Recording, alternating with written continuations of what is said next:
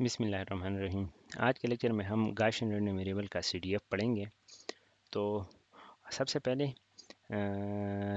CDF तो probability है up to a particular point, लेकिन इससे पहले कि हम सीडीएफ की तरफ जाए, पहले हम पीडीएफ की तरफ आते हैं, क्योंकि पीडीएफ से हम फिर इंटीग्रेशन के थ्रू कैलकुलेट कर सकते हैं सीडीएफ। तो देखें, ये हमारे पास नॉर्मल का पीडीएफ था, और ये अगर हम प्लॉट करें, ये तो जनरल नॉर्मल के लिए है, और ये जो है अभी स्टैंडर्ड नॉर्मल के लिए। लेकिन इसमें सिर्फ ये म्यू हो जाए शिफ्ट, बस रिमेनिंग सेम है, सिग्मा इसकी अभी स्टैंडर्ड डिविएशन है। सही है। तो ये हमारे पास स्टैंडर्ड नॉर्मल जो है, सारी जनरल नॉर्मल रैंडम वेरिएबल का ये पीडीएफ है। लेकिन मैं तो इंटरेस्टेड हूँ सीडीएफ में, और सीडीएफ हमारे पास इस प्रोबेबिलिटी से कैलकुलेट किया कि the probability that x will take a value less than our particular x. मतलब मैंने लेट सपोज लेटल एक्स की वैल्यू यहाँ पे सेट कर ली। तो मैंने जो है माइनस इन्फिनिटी से इसी पॉइंट लेट सपोज ये यहाँ तक अगर मैं एक्सटेंड कर दूँ, तो ये हमारे पास जो है इसका जो है पीडीएफ ये एरिया है, और इसमें मैं इंटरेस्टेड हूँ। सही, ये प्रोबेबिलिटी है और इसमें मैं इंटरेस्टेड हूँ कि माइनस इन्फिनिटी से पर्टिकुलर एक्स तक जो प्रोबेबिलिटी है, मैं इसमें इंटरेस्टेड हूँ। तो अभी C D F of Gaussian random variable जो है, अगर मैं कैलकुलेट करना चाहता हूँ, तो वो तो ये इस एक्सप्रेशन से दिया जाता है। ये एक्सप्रेशन है सी डी एफ का। लेकिन ये अगर मैं कैलकुलेट करना चाहता हूँ, तो ये इंटीग्रल मुश्किल है, तो हम बाय सब्स्टिट्यूशन आसानी से कैलकुलेट कर लेंगे। देखिए, ये हमारे पास जो है x prime minus M divide by sigma, इसको मैंने टी कहा। अभी डी टी हमारे पास हो जाएगा 1/, सिग्मा, और डी एक्स प्राइम, और ये तो कांस्टेंट है तो ये ज़ीरो हो जाएगी। अभी डी एक्स प्राइम मैंने कैलकुलेट करना है, तो सिग्मा डी टी हो जाएगा। और अभी एक्स प्राइम अगर हमारे पास टेंड करते हैं माइनस इन्फिनिटी, तो टी भी टेंड करेगा माइनस इन्फिनिटी पे। अगर एक्स प्राइम टेंड करता है एक्स पे, तो टी टेंड करेगा हमारे पास X minus M divide by sigma पे। तो ये मैंने यहाँ पे प्लग इन की। देखें, यहाँ पे t आ जाएगा डिवाइड बाई 2, और minus infinity upper limit x minus M divide by sigma, ये हो जाएगा dt, और 1/2 पाई। लेकिन यहाँ पे जो सिग्मा है, ये डी एक्स प्राइम में सिग्मा मल्टीप्लिकेशन मेथड, तो ये इसके साथ सिंप्लीफाई हो जाएगा। तो ये हमारे पास बन गया, हमारे पास डी एफ ऑफ नॉर्मल है। अभी ये जो अपर लिमिट है, इसके टर्म पे ये 5 फंक्शन डिफाइन है, यानी ये हमारे पास 5 फंक्शन है। Now let if we have a standard normal, then m will be 0 and sigma will be 1। तो ये हमारे पास सिंपली ये 0 हो जाएगा, और ये 1। तो ये हमारे पास पाई एफ एक्स बन जाएगा। और यहाँ पे 1/2 pi minus infinity up to particular X, ये अपर लिमिट है, और E power minus T square divide by 2 D T. तो ये अभी सी डी एफ है, और पाई फंक्शन है फॉर स्टैंडर्ड नॉर्मल। सही है।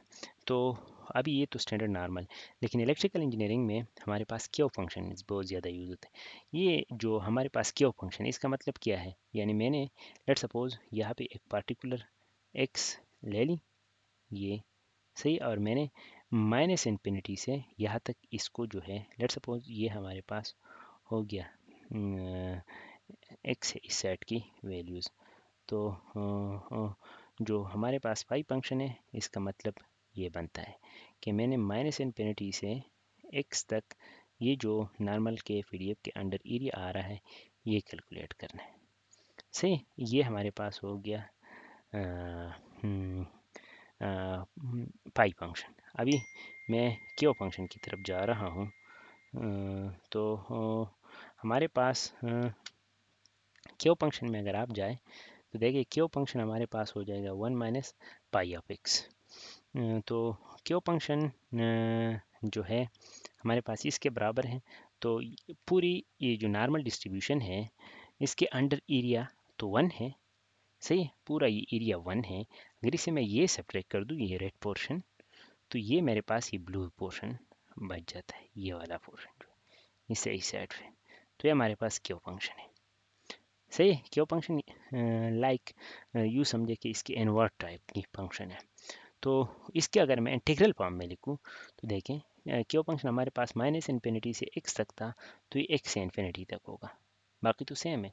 तो ये इस x से हम इन्फिनिटी तक इसको इंटीग्रेट करेंगे तो हमारे पास क्या फंक्शन बन जाता है।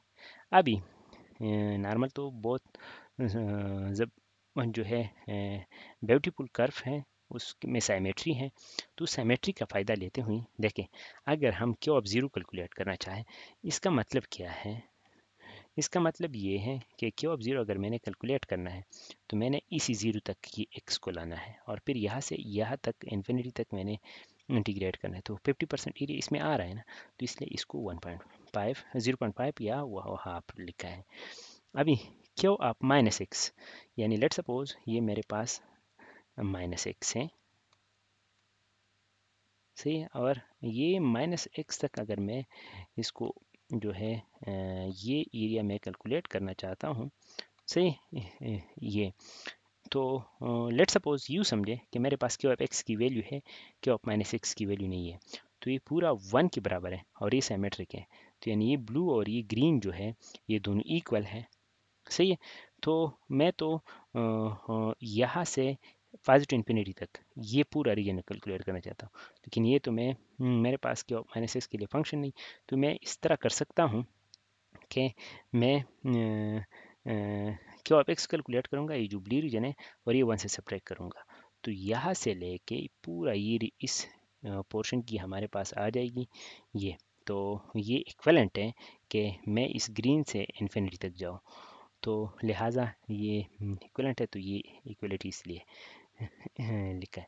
अभी ये हम भी लिख सकते हैं कि अगर मैं let suppose Q of X find करता हूँ, सही है, तो ये हमारे पास 1 minus Q of minus X, ये just for the sake of symmetry की जो आपको सिग्निफिकेंस बताने के लिए है, सही है। बाकी इस तरह कोई माइनस एक्स पे वो नहीं है कि अगर आपने क्यू ऑफ एक्स कैलकुलेट करना है तो सीधा आप 1 minus Q of minus x में जाए तो ये आप कैलकुलेट कर सकते हैं। सिमिलरली अगर आपने क्यू ऑफ एक्स कैलकुलेट कर अभी पाई के साथ इसको रिलेट करना है, तो देखें पाई हमारे पास पाई एफ एक्स लेट सपोज आप कैलकुलेट करते हैं, यानी आपने इन्फिनिटी से इस पॉइंट तक आना है, सही है। तो ये मैं इस तरह भी कर सकता हूँ कि आप क्यों यानी मैंने ये पूरा ये ग्रीन और जो रेड एक्चुअल ये मैंने कैलकुलेट करना है, लेकिन ये मैं इस तरह भी कर सकता हूँ कि इसको इन्वर्ट करूँ तो माइनस एक्स तक आप ये आएंगे और फिर माइनस एक्स से इन्फिनिटी तक, तो ये दोनों एरियाज तो सेम है, तो लिहाजा अगर क्यों में आर्गूमेंट पॉजिटिव है तो पाई में तो उसमें निगेटिव हो जाएगा, और इसमें अगर निगेटिव तो उसमें पॉजिटिव, और अगर इस तरह रिवर्स, तो ये हमारे पास हो गया। अभी ये जो क्यों फंक्शन है ये कैलकुलेट हुआ है यहाँ पे, हाँ, ये किस तरह कैलकुलेट किया है, ये ज़ीरो से अनवर्ड इसको वैल्यू दे रहा है, यानी लेट सपोज हमारे पास ये नॉर्मल कर्व है, सही है, और ये नॉर्मल कर्व जो है यहाँ पे ये ज़ीरो है, यहाँ से ये इस साइड पे जा रहा है, तो ज़ीरो वैल्यू पे फिर 1 फिर 0.1 फिर 0. फिर इस तरह ये जा रहा है और वैल्यू इसको 10 तक दे रहे हैं, तो ये आपको जो है ये एरिया आएगी।